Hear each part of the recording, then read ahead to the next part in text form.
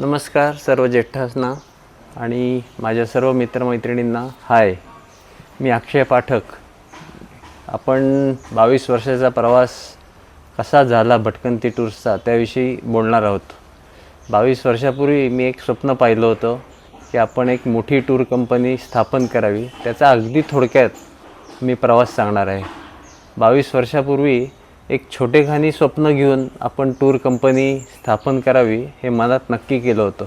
पण सुरुवात कशी करावी, काहीच पाठबळ नव्हतं, अनुभव नव्हता, काहीच नव्हतं. फक्त होतं ते उराशी बाळगलेलं मात्र मोठं स्वप्न. ते स्वप्न योग्य दिशेने जातं आहे का नाही जाते याविषयी मात्र नक्की खात्री नव्हती. पण हळूहळू करत त्याची सुरुवात केली.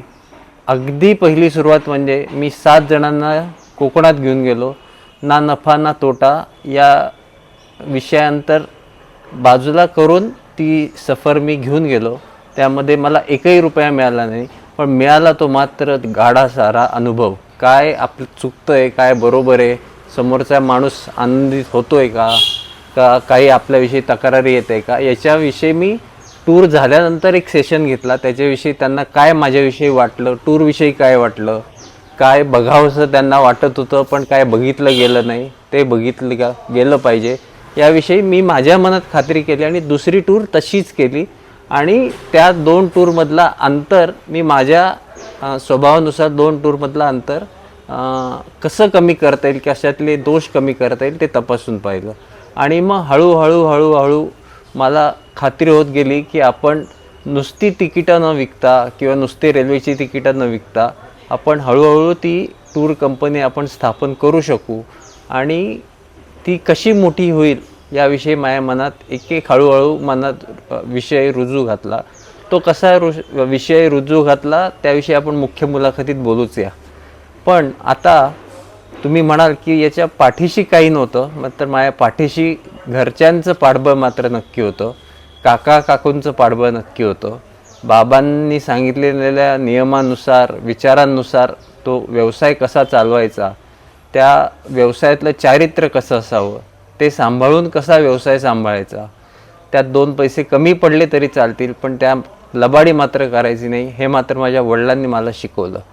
आता तुम्ही म्हणाल की तुम्ही हे 22 वर्षानंतर का बरं एवढं मोठं फंक्शन करताय किंवा इव्हेंट करतायत, हल्लीच्या भाषेत कॉर्पोरेट इव्हेंट का करतायत, त्याला 22 वर्ष का घालवलीत?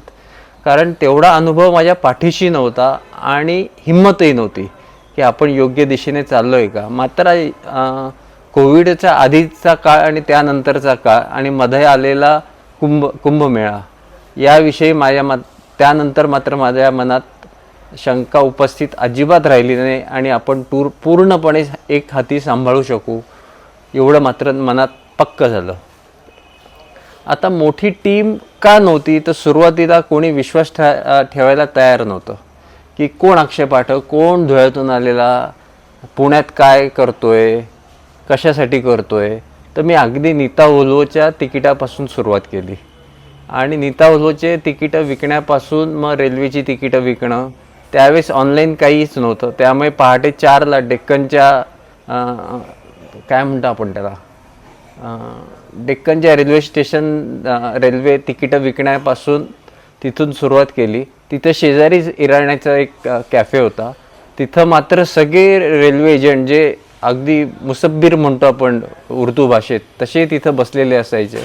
मग त्यांच्याशी ओळख करता हळूहळू मलाही कॉन्फिडन्स आला की आपणही तत्काळ तिकीटं काढत एकच मात्र आळस होता, तिथं 4 वाजता जाऊन बसायचं कारण ते 8 वाजता तत्काळची खिडकी तिथं ओपन व्हायची.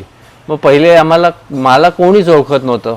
मग त्याची सुरुवात कशी झाली हे परत एकदा आपण मुख्य मुलाखतीत बघूया. त्याच्यानंतर हळूहळू मला प्रसन्नने त्यावेळेस प्रसन्न टूर्स अँड ट्रॅव्हल्स होतं, त्यांनी मला माझा स्वभाव लक्षात घेता आणि एका परिचयामार्फत ज्या माझ्यानंतर मेंटर झाल्या, त्यांचं नाव वसुधा जोग, त्यांच्याविषयी मी नंतर सांगणारच आहे. त्यांनी मला बघितलं, माझं काम बघितलं आणि त्यांनी मला डायरेक्ट एकही रुपया न घेता PSP म्हणजे प्रिफर सेल पार्टनर हे प्रसन्न थ्रू मला त्यात नेमणूक केली. आणि यात मला प्रसन्न पटवर्धन सरांचंही नाव घ्यायचं आहे. त्यांनी माझ्याकडून एकही रुपया न घेता आणि माझ्या हातात ब्राउशर दिलं आणि त्याच्यावर माझं नाव पाहिल्यावर मला इतका आनंद झाला की मी शब्दात सांगू शकत नाही. आणि त्यात माझं नाव पाहिल्यावर असं वाटलं की आपलं स्वप्न हे अगदी योग्य दिशेने चाललं आहे. आणि मग अशी खात्री पटली की अरे हे काही फार कठीण काम नाही आहे. याच्यात मुख्य तुमची प्रामाणिकता, तुमची सचोटी, तुमचा पैशातला व्यवहार आणि तुमचं त्याविषयी असलेलं म्हणजे टूर्सविषयी असलेलं ज्ञान, या 4 गोष्टी तुमच्याकडे असल्या तर तुम्हाला धंदा अगदी सहजपणे करता येतो. आणि मी धंद्याची सुरुवात कशी केली, कोणापासून केली, कोणाकोणाची मदत लागली, हे परत एकदा मी मुख्य मुलाखतीत सांगणार आहे. आणि मग हळूहळू डोमेस्टिक टूर, जसं मी अगदी सांगितलं, जसं कोकणातली पहिली टूर केली, मग महाराष्ट्रातल्या काही टूर्स केल्या. पण महाराष्ट्र खरोखर रांगड्यांचा देश आहे, प्रदेश आहे, कारण इथं आपल्याकडे हॉस्पिटॅलिटी अजिबात नाही. मग मला अचानक एक दिवस फोन आला की तुम्ही राजस्थानची टूर कराल का. त्यावेळेस मला अनुभव मात्र प्रसन्न ट्रॅव्हल्सचा आला, कारण त्यांच्याकडचा जो वेंडर होता तो अगदी माझा चांगला परिचयाचा झाला. कारण त्यावेळेस प्रसन्न ट्रॅव्हल्स हे अत्यंत नावाजलेलं होतं. आजची स्थिती त्यावेळेस तशी त्यांची नव्हती, म्हणजे आज वाईट आहे असं नाही, पण प्रसन्न पर्पल त्यावेळेस फार मोठं नाव होतं. त्यामुळेच त्या प्रसन्न पर्पल मार्फत मिळालेला व्हेंडर तो मी वापरला. आणि तो मी प्रसन्न पटवर्धन सरांना विचारूनच वापरला, सर मी आता तुमची PSP सोडली आहे तर मी ते वापरू का. त्यांनी अगदी मनापासून होकार दिला, हा त्यांचा मोठेपण. मग मी त्याच्याशी कनेक्ट झालो. राजस्थानची टूर होती आणि ती मुख्य म्हणजे मला सगळ्यात काळजी वाटली ती हनीमून टूर होती. आणि त्यांना ती 14 दिवसांची हवी होती. माझ्या मनात प्रचंड दडपण, ह्या बाबा मुंबईपासून मुंबईपर्यंत कसा येईल आणि त्याचे 13 रात्री कशा जातील, हे माझ्या मनात प्रचंड शंका. आणि रोज रात्री फोन वाजले की मला काळजी वाटायची, या बाबाला काहीतरी प्रॉब्लेम आला. पण रोज रात्री त्याने मला एवढंच सांगितलं, आजचा दिवस छान गेला, काहीही अडचण आली नाही, ड्रायव्हर खूप छान होता. असं करत करत हळूहळू हळूहळू हळू करत व्यवसाय आजपर्यंत आला. पहिले डोमेस्टिक सेक्टर केलं, मग 10-11 वर्षानंतर पूर्णपणे मी इंटरनॅशनल सेक्टरवर कॉन्सन्ट्रेट केलं डोमेस्टिक सेक्टरसोबत. मग हळूहळू सगळ्यात सोपं ठिकाण म्हणजे सिंगापूर, थायलंड, मलेशिया, दुबई, याच्या जवळजवळ मी 200च्या वर टूर केल्या, त्या एकट्याने केल्या. त्याच्यानंतर मी स्वतःनेच हळूहळू माझ्यासारख्या ज्या विचारसरणीचे लोक आहेत त्यांना जवळ केलं, की जे अत्यंत प्रामाणिकपणे आहेत, ते आज उपस्थित आहेत सुदैवाने. त्यांचा परिचय मी नंतर करून देईलच तुम्हाला. आणि मग असं करता करता हे 4 कंट्री सोडून, म्हणजे त्या सोबत होत्याच, पण हळूहळू मालदीव्ज, मॉरिशस, सेशल्स अशा टूर करत करत करत आजपर्यंतचा हा प्रवास घडला. मला फक्त एकच इच्छा असते की भटकंती टूर्सला जे फुलपाखरू आहे आणि त्या टॅगचं नेम आहे भटकंती टूर्स ऑन अ वॉन्डरलस्ट.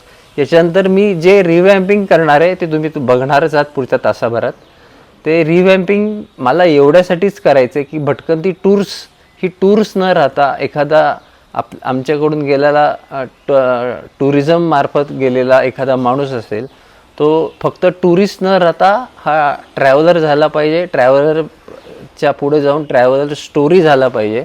आणि शेवटचं मी एका वाक्याने संपवतो की आपल्या मनात एखाद्या देशाविषयी जे परसेप्शन असतं किंवा एखाद्या देशाविषयी एखादी घृणा असते किंवा काही असतं, ते आपण त्या देशात गेल्याशिवाय ते आपल्याला जाणवत नाही.